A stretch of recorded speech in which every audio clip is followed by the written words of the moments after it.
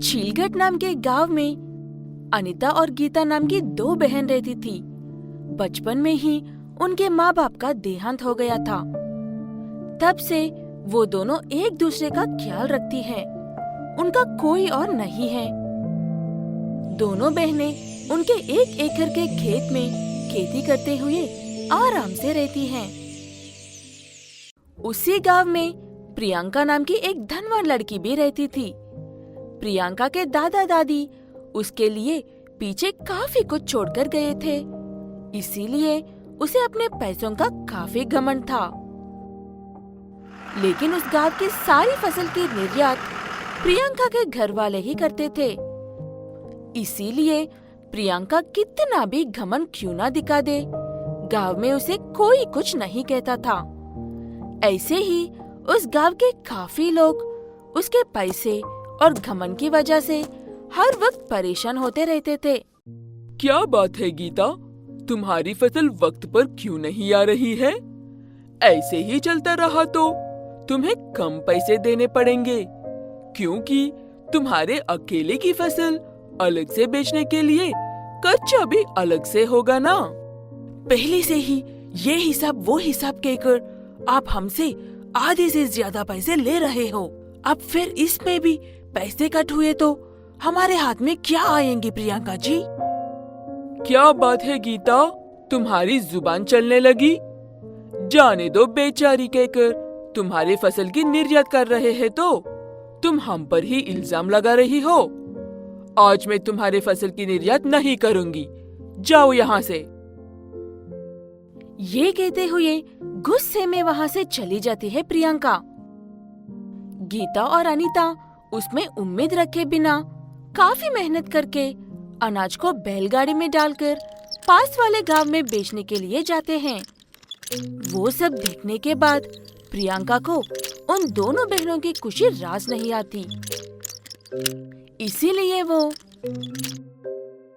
मैंने जिस काम को करने से इनकार किया था, ये लोग उस काम को इतने आराम से कर रहे हैं, मैं चुप कैसे रह सकती हूँ?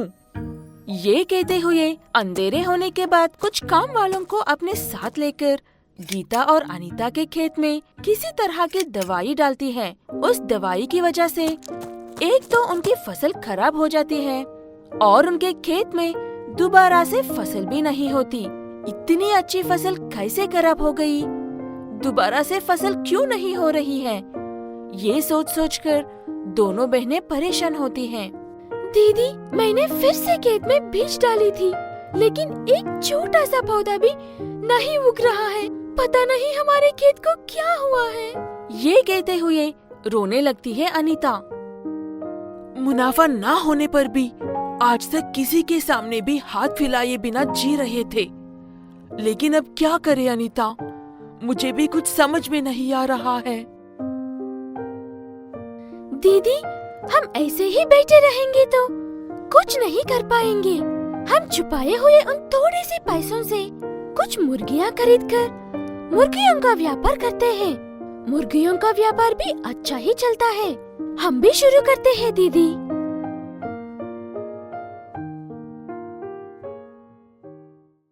दोनों मुर्गियाँ खरीदने के फैसला लेकर कुछ मुर्गियाँ खरीद लेते हैं और उन मुर्गियों को अपने खेत में ही पालने लगते हैं।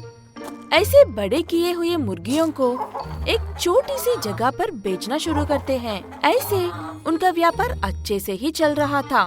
तभी वहाँ पर फिर से प्रियंका आती है। तुम्हारी इतनी हिम्मत की मेरी जगह पर मेरी इजाजत के बिना व्यापार कर रहे हो? हम ये नहीं जानते थे कि ये जगह तुम्हारी है प्रियंका। अगर तुम चाहो तो हम इस जगह को किराए पर ले लेंगे और वक्त पर किराए दे देंगे।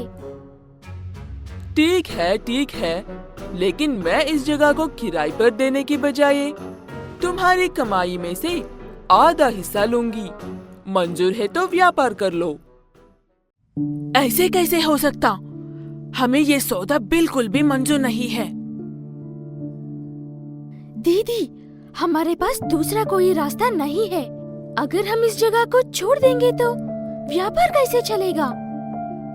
आप मान जाओ दीदी, नहीं तो फिर से वही हाल होगा। बात की बात बाद में देख लेते हैं। जैसे तैसे करके अपनी दीदी को मना लेती है अनीता। गीता भी ऊपर के दिल से ठीक है कहकर मान जाती है। वहाँ से जाते जाते कुछ मुर्गियाँ मुफ्त में उठा कर ले जाती है प्रियंका। वो सब देखकर गीता बर्दाश्त नहीं कर पाती। अनीता अपने दीदी के ये परेशानी नहीं देख पाती, इसीलिए प्रियंका को सबक सिखाने का एक अच्छा उपाय सोचती है। दीदी, अब बिल्कुल भी दुखी मत हो। उस प्रियंका की अकल ठिकाने लगाने का एक बहुत अच्छा उपाय है मेरे पास। आप बस मैं जो कहती हूँ वो करो। ये कहकर दोनों बहनें हमेशा की तरह अपनी मुर्गियाँ को दाना खिलाने के लिए खेत में लेकर जाते हैं। वहाँ पर मुर्गियाँ दाना भी खाती हैं और अंडे भी देती हैं।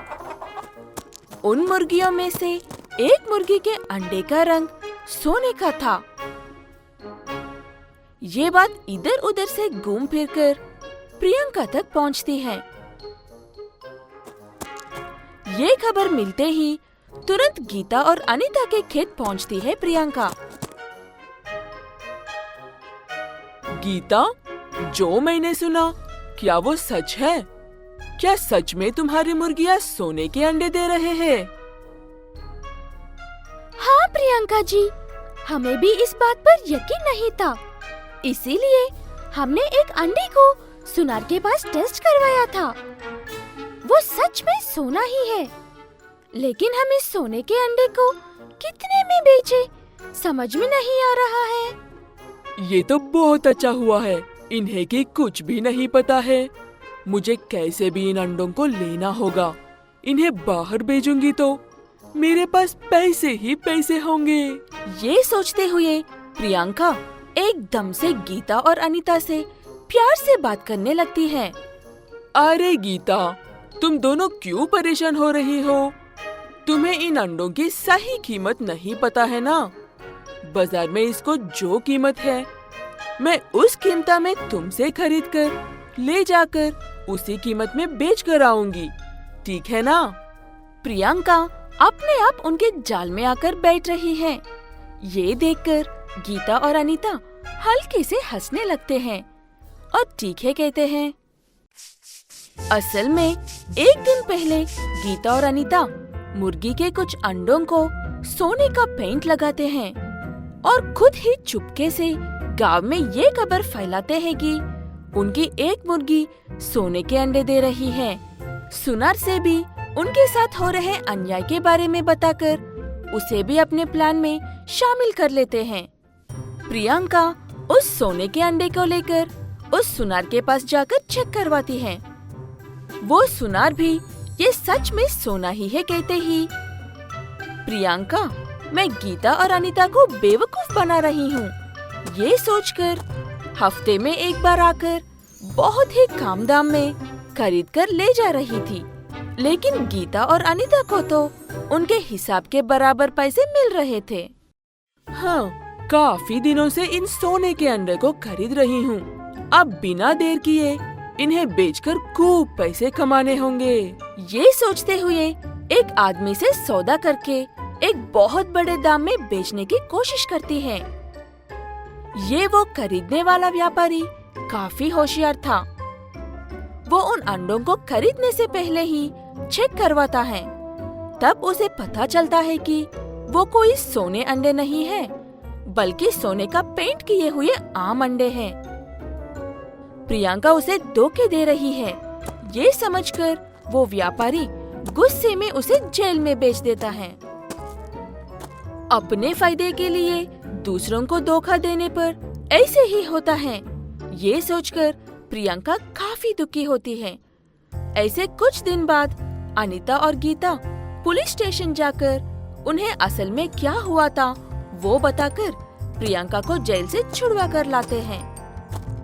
उसके बाद प्रियंका ने कभी किसी को परेशान नहीं किया और सबके साथ अच्छा बर्ताव करते हुए उससे जितनी हो सके लोगों की उतनी मदद कर रही है।